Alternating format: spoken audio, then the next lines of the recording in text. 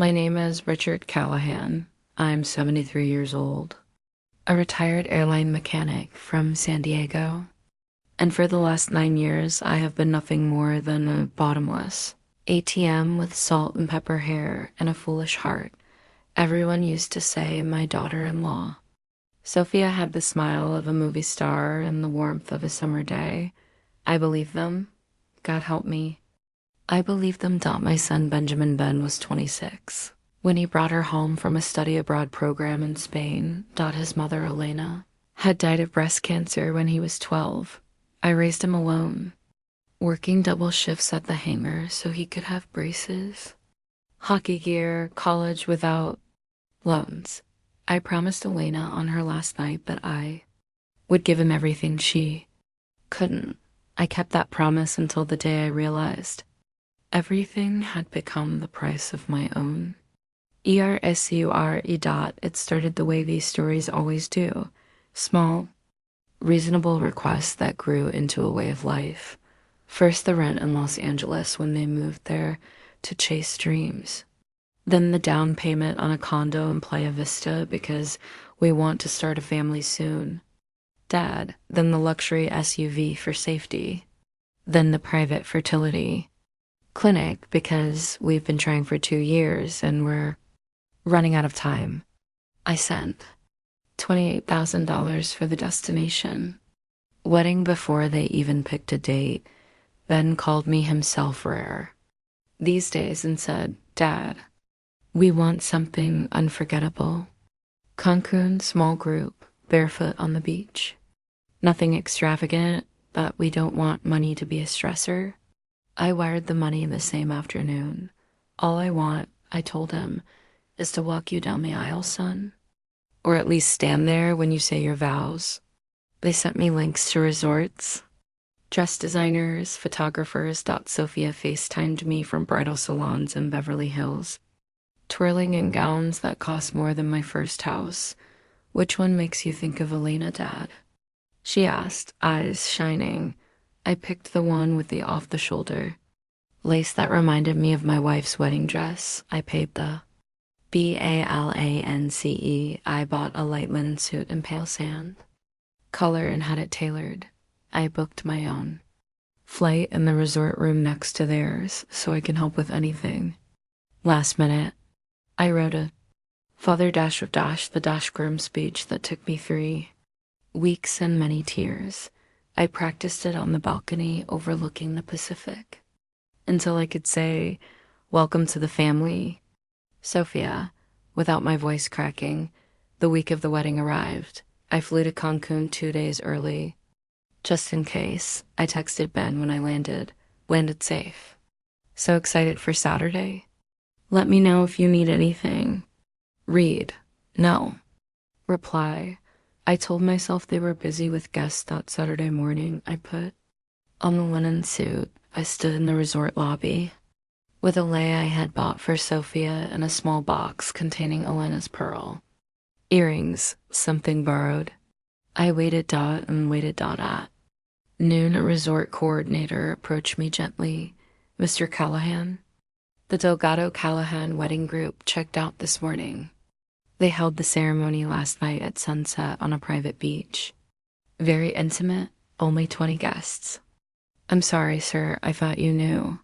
Last night, while I was eating room service fish tacos alone in my room, watching a Padres game on mute, my only son had married the woman he loved on a beach I had paid for without me.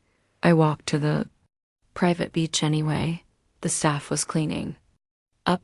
White chairs in perfect rows facing the turquoise water. In ARCH draped in bougainvillea and white orchids. My orchids. A dance floor still scattered with rose petals. I picked one up. It was already browning at the edges. I flew home the next day still wearing the linen suit. I sat in first class upgraded with miles I had saved for a father-son fishing trip we never took, and stared out the window the entire flight. I did not cry, I think. Something inside me had already started preparing for burial. 3 days later, my phone rang, Sophia's name on the screen. With a heart emoji she had added years ago, I answered, Daddy.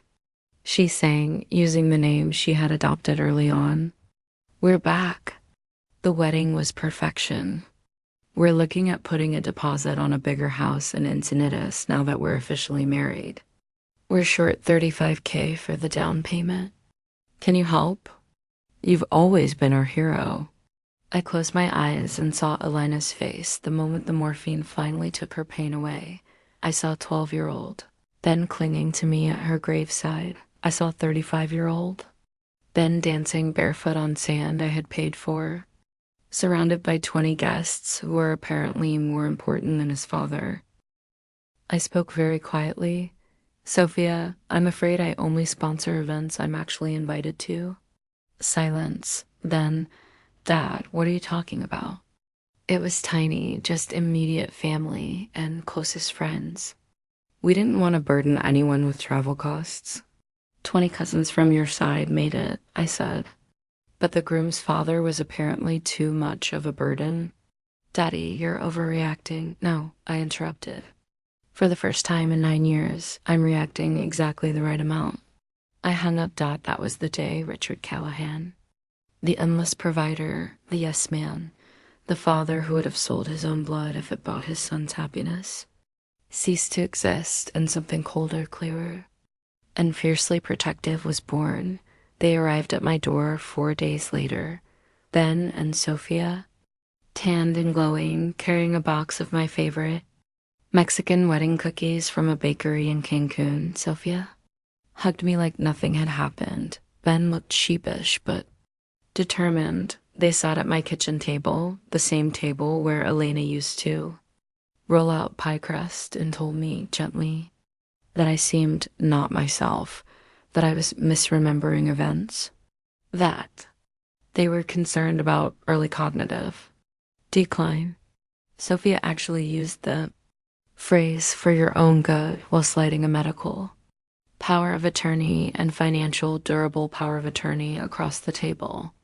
Looked at my son, the boy I taught to change spark plugs, to bait a hook, to shave, and I saw a stranger wearing his face. A stranger who had calculated that my money was worth more than my presence. I asked them to leave. They refused. I called the police. 2 officers arrived, listened patiently, examined the documents, looked at me, calm, articulate, furious, and informed Ben and Sophia they had 15 minutes to vacate private property or face trespassing charges. Sophia cried the entire time, then muttered, "You'll regret this." Dad, as he left, I did not regret it. I changed every lock, every password, every automatic payment that night. They escalated fast. First, the emotional bombardment. Voice messages from Ben. Dad, you're killing me. Mom would be devastated. Texts from Sophia. We're praying for clarity and healing. Please let us help before something bad happens. Then, the professional assault. They convinced my primary care doctor, whom I had seen once in 4 years, to write a letter expressing concern over recent personality changes and possible mild cognitive impairment. They recruited a cousin I hadn't spoken to in decades to claim I had accused family of stealing inheritance money.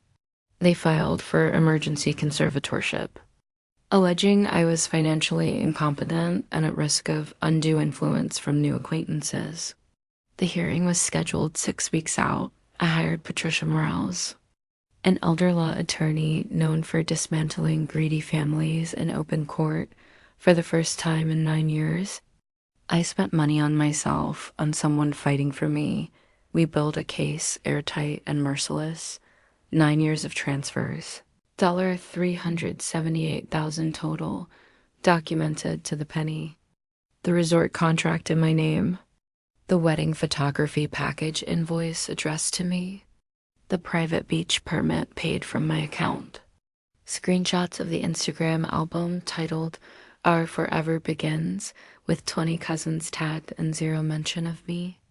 The voice message from Sophia 3 days Post-wedding asking for $35,000. My perfect score on the court-ordered. Cognitive evaluation, 98th percentile. The day of the hearing, I wore navy blue, the color of the Pacific. The morning Elena died, Sophia took the stand first. Radiant, even in conservative gray. Tears perfectly timed.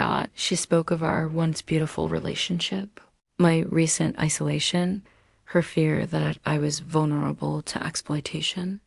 She never looked at me. When Patricia cross-examined her. The tears dried up fast. Mrs. Callahan. When was the last time you visited your father-in-law without requesting funds? We spent quality time often. Specific date, please. Sophia could not name one. Is it true the wedding occurred on a private beach, paid for entirely by Mr. Callahan? Yes, but is it true neither you nor your husband informed him of the actual date? It was meant to be surprise. Is it true you captioned the wedding photos? Our forever begins and tagged 20 members of your family, but not the groom's father? Sophia had no answer. Ben took the stand next. He could barely look at me. He spoke of my anger issues, my paranoia about money, my refusal of family help. When Patricia asked him to name one childhood vacation, memory that didn't involve me paying for it, he faltered so long the judge cleared her throat.